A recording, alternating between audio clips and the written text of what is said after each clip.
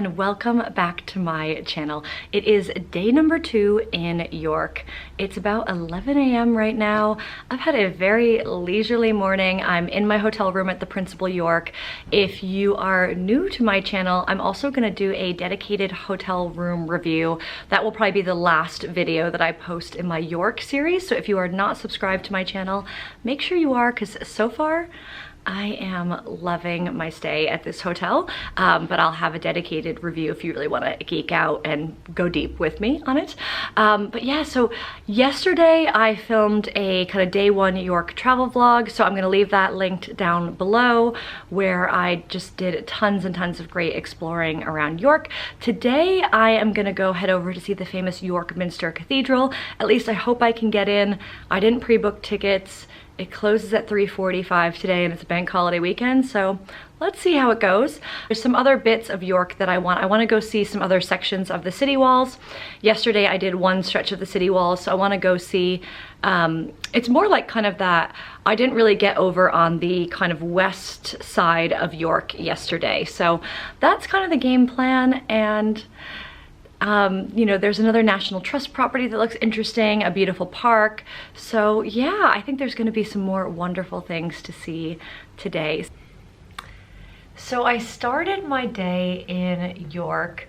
I left the Principal York Hotel. I made my way across the bridge and over towards the York Minster Cathedral.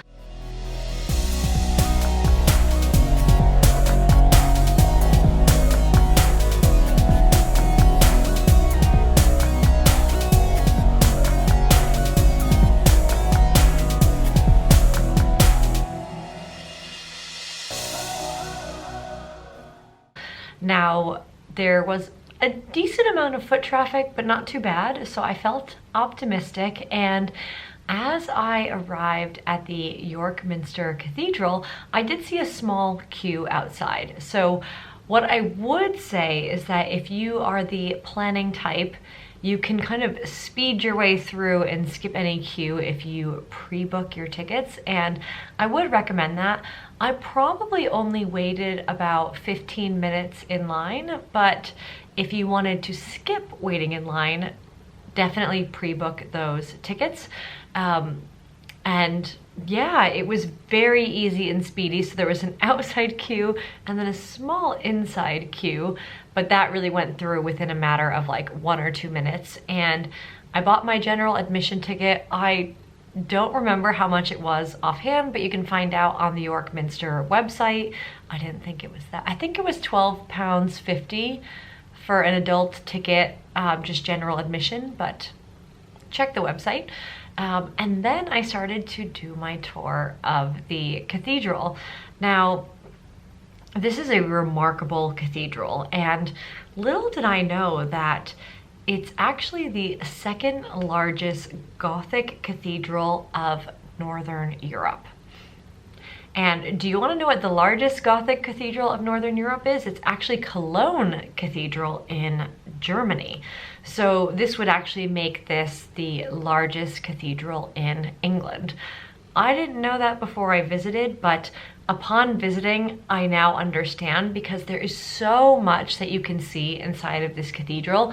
So definitely block off an hour or longer, depending on how long you like to linger inside of attractions. I myself probably spent around an hour-ish inside the cathedral. So the cathedral itself was built between the years 1230 and 1472. Now, it's worth mentioning that when you go to visit York Minster, you have 2 different options for kind of your visit. One is just the general admissions ticket, which is what I did, but the other option is if you want to climb all the way up to the tower to see some very incredible views of York, you can spend a bit more on your ticket to go and see that. Now, for those that are bold enough to climb up to the tower, I really hope that you are agile enough to climb a lot of stairs. 275 steps, to be honest. Now, there's a lot of warning language on the website and in the actual cathedral about this. tower trips are only fit for those that are fit enough to take part. And they're not available to children under 8. And it's really up to the decision of the staff to determine whether or not you are suitable for the trip. And they say that trips are not suitable for people who have breathing problems such as asthma, have heart problems or high blood pressure, have had recent surgery or illness, are pregnant, or are not comfortable with heights or tight spaces, or are under 8 years old. Now, for this reason, I actually decided to not climb the tower myself. I do consider myself to be in very good shape, but I had a surgery at the end of November, and as we are in mid-April, given that there are some exercise things that I have not been cleared for yet, I decided I didn't want to take the chance, because 275 steps, if you divide that by 12, is almost 23 flights of stairs. So we think if there's 12 steps in a flight of stairs, that's about 23 flights of stairs. So yeah, I just was gonna pass on that one. Although I did hear some really great reviews that this was a fun thing to do. But honestly, even if you're just gonna visit the kind of general admission of York Minster, you will not be disappointed. The minute you walk in and you see the high ceilings, all of kind of the interior Gothic architecture, it really takes your breath away. And the stained glass itself in the cathedral is unbelievable. So while I was in the church, there was a signage around the stained glass specifically, and how there is a conservation project going on about saving the stained glass, really citing that we are in a race against time. So a lot of the stained glass is irreplaceable and internationally important. It is the largest and most diverse collection of medieval stained glass in Britain, with the earliest panels dating back 900 years. So it's very fragile. Many of these windows have no protection from things like environmental damage and pollution. So there is actually a conservation project ongoing, and I'm actually going to leave a link down below if you have any interest in donating, because it's a website called give.yorkminster.org, and apparently working very closely with the masons of York Minster Stone Yard, the York Glazers Trust is leading a 20-year program and conservation project to conserve and protect these windows, which requires researching each window to really learn about how it was manufactured, the symbolism and the history, removing and conserving the glass, cleaning it and repairing any damage, and also creating high-quality digital image records, as well as installing external environmental protective glazing to protect the conserved windows from condensation and the kind of pollution elements, and also renewing any kind of supporting structures and damaged stonework that also contributes to the damage of the kind of stained glass. So these are really important projects that are going on, and if you feel like this is something that you're passionate about, it is a wonderful thing to donate to. All right, so rounding out my feedback on visiting York Minster, a few practical travel tips. So my favorite way to visit the York Minster Cathedral is really just to wander throughout every kind of room, every nook and cranny that you're allowed into, and to take it all in. There's a wonderful amount of signage throughout the cathedral that will tell you the historical significance of what you're looking at, which really is kudos to the team that works kind of behind the scenes of the cathedral for doing such a wonderful job for educating the public that comes in. But some of my favorite elements were just the architecture style throughout, the high ceilings, the Gothic architecture. It really just takes your breath away. I was feeling a bit of like a deja vu because I've been to Canterbury Cathedral as well, and there is a lot of very similar architectural styles between the two, but York Minster is obviously larger than the Canterbury Cathedral. But there's so many different areas that you can go explore, because you have the main area where worship happens, but then there's all these other little nooks. So you can go into a crypt. There's all these little one-off rooms. So it's just wander everywhere you can, read all of the signage, really take it all in. It really is the cathedral itself inside is a work of art. It's remarkable. I don't actually think that you have to be a religious person to appreciate what went into making this cathedral, and I would highly recommend a visit if you are in York.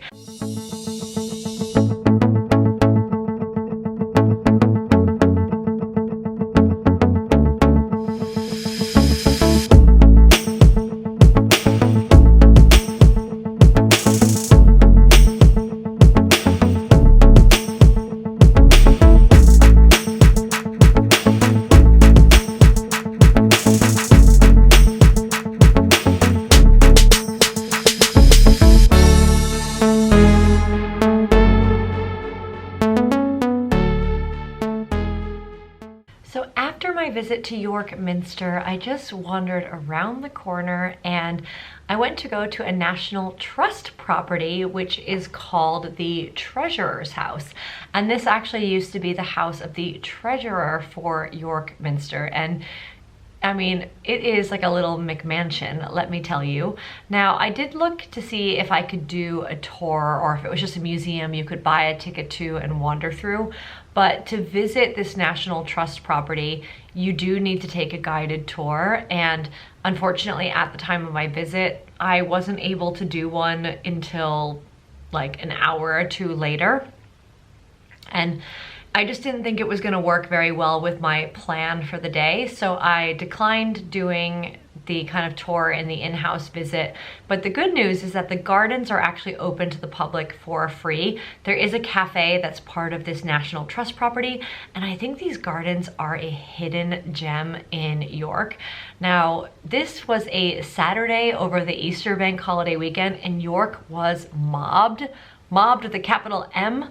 So this little kind of garden was like this lovely, calm oasis, and there's a cafe with it. So I just spent a bit of time enjoying the sun. But if you're lucky enough to snag like a seat somewhere, like a bench, great place to spend a bit of time with a cup of coffee or a little snack. So would highly recommend you check it out. And if you do have the time, I do think doing the tour would be lovely because you'd learn a lot more about the history of the house, how kind of the treasurer lived, and like the symbolism of that role with the church at the time. After my visit to the treasurer's house, I went right around the corner to Dean's Park, which is a public park just along the York Minster Cathedral. And this also looks like a great spot. So if you're in York and it's mobbed with people, if you had like the good luck to get a bench or maybe to pack a picnic blanket, this is the kind of place where you get like some takeaway sandwiches, like some salads and some snacks from like Sainsbury's or M&S. Go have a picnic in the park, enjoy the gorgeous sunshine, and, you know, have some, you know, ruins of York and the cathedral, you know, in your sights. It just was a lovely, charming park. But my mission was not to sit in the park. It was to actually keep wandering over to the York city walls because I wanted to do the other two stretches of the famous kind of York city walls. So if you want to look this up on Google Maps, the exact location, because it was fun. I actually went through the park, through like an alley, some random back streets, which I always love. But the place that you actually have to climb up the stairs to get on the walls is called Bootham Bar. So it's not a bar or pub that we can get a drink at. It is actually a bar that you climb up the stairs to go do the York city walls, which is fantastic. So I didn't realize this, but apparently with Bootham Bar, there's actually been a gateway to get up on the walls for about 2,000 years, which is pretty amazing. And Roman legions apparently marched through it northwards to present-day Scotland. And the earliest parts of what remain are from the 11th and 12th centuries. although some of the stone was most certainly reused from the original gate. So I did the walk from Bootham Bar all the way to Monk Bar. It does kind of pop you out over there. Now this section of the wall was, it felt a bit safer. There are a lot of like steep stairs in this section, so I will warn you with that from an accessibility standpoint. But compared to when I did the other stretch closer to the Principal York Hotel where there were like no guardrails, this had complete guardrails throughout because the walls are a lot higher in this section. So in terms of if you had like older kids that you trusted to climb a lot of like steep kind of scary stairs, would be easier. But some stretches of this walk were super narrow where like only one person at a time could cross through. So just be mindful of that. I found myself kind of taking, like when there were like little indents that you could kind of, like if someone was kind of coming up on me really fast behind me and was walking at a faster pace than me, I found myself kind of pulling aside, almost like you would if you were in a car, right? If someone was like tailgating you, to let them go. But I really enjoyed this stretch of kind of the walls. There were some really beautiful views of the York Minster Cathedral, and it was just a very different view from the other walk that I did more from the Principal York. So that was quite cool.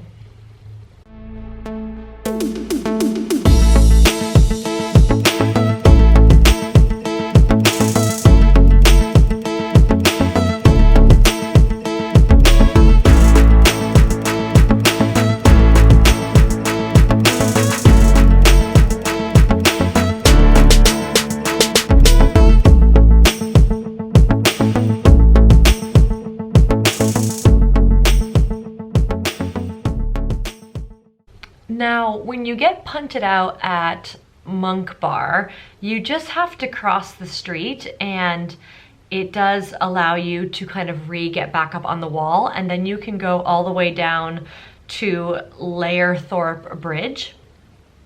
And then I think at that point I had actually done all of the stretches of the wall, which, woohoo!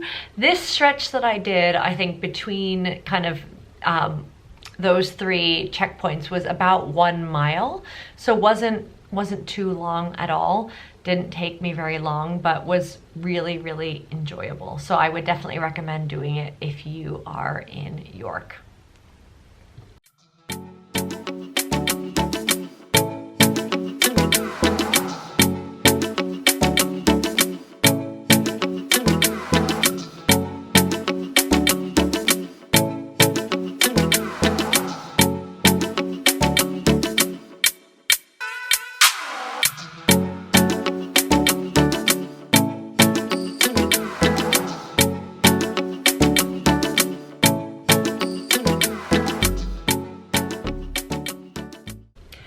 So after I ended my kind of city wall walk at Layerthorpe Bridge, I realized I wasn't in really an area with as much going on. It wasn't as central in, I mean, all of York is very small. You can get anywhere in 10 to 15 minutes walking, but I realized I wasn't in, it was more residential than it was touristy. So I decided that I was gonna walk more back into the city center, and I knew at some point I needed lunch, but I will share an observation on York. So a lot of the top restaurants in York, they only do lunch from 12 to 2 p.m. So if you do really want to do lunch at some of like these really interesting kind of best of York restaurants and you want to pre-book it, you do really need to set a schedule to do that accordingly. So the problem is like I ate breakfast between 10:30 and like 11:30. So I was definitely not hungry for lunch between 12 and 2. But I did actually, from the day before, I had seen a really interesting cafe in Fossgate section of York called Rise. I had seen this kind of brunchy, kind of very pink cafe and said, that's the place for me. And it is it definitely was very highly rated in terms of places to have brunch. And I'm so happy I did. It was this zen chill oasis. Like people were so friendly. I was just around lots of great women who were like with friends, with family members, kind of catching up, and there were guys in there too. So I started with a vanilla iced latte, and this thing was massive with a capital M. It was so good. And then for my main, I had the avocado toast with poached eggs, and I decided to add a side of halloumi because I love halloumi, and I figured why not. And oh, everything was cooked to perfection. It was just such a lovely, chill atmosphere, and you know, I just got to kind of be on my own. I caught up on reading like the news on the BBC, and I just felt like it was like the sit down and relax that I needed after walking many miles. So I would highly recommend this spot for brunch if you are in York. And as always, I will leave everything linked down below in the description box. So with a very full belly and the knowledge that I had a very special dinner ahead of me in the evening, I decided that I was going to walk off a little bit of that brunch, and I made my way over to the museum gardens. Now, one thing you have to know about me is that I love parks and gardens. I love flowers, and given that it's mid-April in York, I knew that there was probably a good chance of like cherry blossoms or tulips, and I got all of the above plus some beautiful ruins. So yeah. So the museum gardens in York were established in the 1830s by the Yorkshire Philosophical Society. The gardens are known for an incredible collection of trees, perennials, different kind of flowers, like on this occasion tulips, against an incredible backdrop of medieval ruins of St. Mary's Abbey. It's also home to the Yorkshire Museum as well. I decided just to spend my time here being a bit touristy, taking tons of pictures of the beautiful flowers, and just slowly walking around, enjoying the sunshine, enjoying the flowers, and just enjoying the vibe. I think if I wanted to have like a little picnic in the park, this is probably where I would go. But it's important to mention that there was very clear signage saying they did not want people drinking alcohol in the park. So depending on the kind of day and experience that you want, this might be more of like a coffee and a sandwich and salad kind of brunch, not so much a bring a bottle of wine to enjoy in the park. But I didn't actually see anyone in the park enforcing it, but just worth mentioning there. But yeah, really highly recommend that you come over and visit this gorgeous park if you are in York.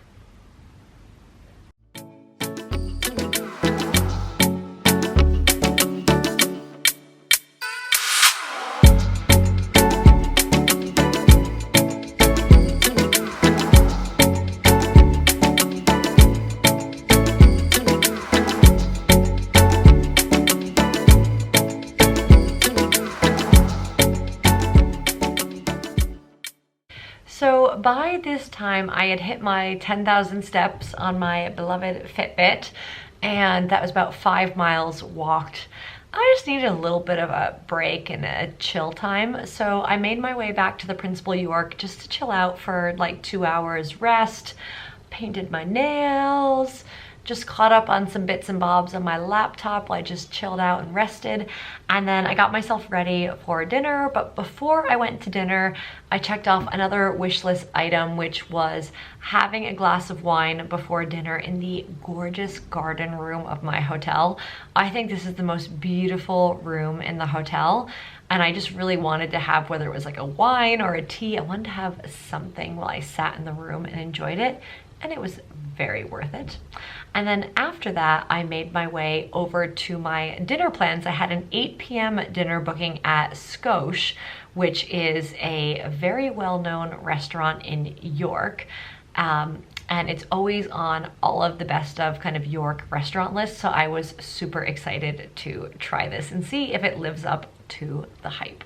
So apparently Skosh takes its name from a Japanese word, which is sukashi, which means a small amount, which is probably just a fancy way of saying that it is a small plates concept. It's really meant for sharing amongst your diners, but what happens when you're a solo traveler? Well, they took such good care of me as a, dinner for one kind of situation.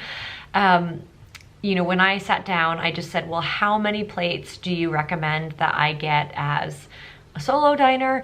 And they said 3 to 4, depending on how hungry you were. So it's worth mentioning, even though the name of the restaurant takes inspiration from a Japanese term, it's not exclusively a Japanese restaurant. There are some Asian influences in the menu, but it's definitely not a Japanese restaurant by any means. So I started with a beautiful glass of Sancerre from the Loire Valley. I always really like Sauvignon Blancs or Sancerre. That's always like a crisp, kind of dry white wine, and this was perfection. And then from there, I decided that my first menu item would be the roasted chicken wontons, which come with pickled ginger and shiitake mushrooms. Now, this dish was fantastic. It comes with 2 wontons, which have kind of a ground minced chicken on the inside. And I don't know what the sauce is on the outside, but it's served in a bowl and there's all of this creamy sauce, and oh my gosh, it's like dipping and dunking heaven with all the different kind of components in the bowl. So good. If I had extra sauce left, I would have been tempted to drink it with a spoon, but thankfully I sopped enough off that I didn't have to decide if I wanted to be that person. Really great flavors. Loved everything of this. So my meal was off to a very good start. And then as my next dish, I decided to do the asparagus salt and pepper. I had seen this on the restaurant's Instagram and just said, oh, this is just vegetables with this side of naughtiness. So if you imagine when you get a fried calamari or something, or a tempura kind of vegetable, it's like this, but infinitely more gourmet. Such great flavor pairings. There's a little bit of an aioli kind of type sauce with it. And what's really impressive about this is that the asparagus is perfectly al dente. There is no mushy asparagus in this. It is crispy to perfection with kind of tempura-esque exterior, and really great flavors with a hint of chili and the aioli. I was super excited by this, which went really well with my even though it's a small plate sharing concept, I was kind of viewing this as my main. I decided to go with the barbecue hanger steak with a roast onion, ponzu, and wasabi. This also was cooked to perfection, although I would have really appreciated a steak knife for it, because I was wrestling a bit with my basic table knife. That's not to say that the steak was overcooked in any way. It was pink inside, it was perfectly tender. It's just, I would have really appreciated a steak knife with my cutlery ensemble, just as a piece of feedback, but really enjoyed it. And by this point, I was definitely feeling the pangs of feeling full, but I really wanted to have it was funny because when I sat down, they have savory desserts or sweet desserts, and I was like, which direction am I gonna want to go in? And I was talking to my lovely server, and she's like, you don't need to decide right now. Why don't you have the first 3 plates and then we make a decision? And this was such great advice, because before I was originally gonna try something savory, because there was this brown butter waffle with fig, artichoke, and truffle honey that caught my eye. I mean, how interesting and different does that sound? But actually, by the time I had had the steak, because it was so savory, mixed with the asparagus before that and the chicken wontons before that, I really decided I wanted something sweet, and I love chocolate. So I went with the 72% Ivory Coast chocolate slice, which came with black olive, lime, and coffee. And the description on the menu doesn't really prepare you with what you're about to get. So essentially, you get this chocolate slice with a little scoop of ice cream, which turns out to actually be lime ice cream. But even in the chocolate cake itself, in the base, there's like this crunchy layer that has an essence of lime and like some sort of honey or honeycomb in it, which is really good. Adds like a little crunch to like the kind of the almost like moussey kind of chocolate slice. And then you also have this kind of lime jelly on the side as well. And you wouldn't think that like the chocolate and the lime would go so well together, but it was phenomenal. And it was the absolute perfect way to end the meal. I felt like it was decadent and delicious, but it was also really refreshing to kind of, I finished the cake with like a little bit of ice cream left so I could have that lime ice cream palate cleanser, and oh, I was such a happy camper. I cannot recommend Skosh enough. I think my bill without tip came to about 55 pounds, so it was more of a splurge. I think most of my meals in York were quite casual and were around the 15-pound mark, 15. This was the only really splurgy dinner that I did, and it was incredibly worth it. If I came back to York, I would definitely want to come back to Skosh. So if that's not a glowing recommendation, then I do not know what is. Good morning, everyone. It is my last day at the Principal York. It's about 10:15 in the morning now. I've woken up at about 8:30 this morning, got myself together, packed all my suitcases. With that said, I have waffled on for so long. Thank you so much if you made it all the way to the end. I really hope that you enjoyed the video. If you have been to York or you've stayed at another great hotel in York, leave a comment down below. Sharing is caring here on this channel.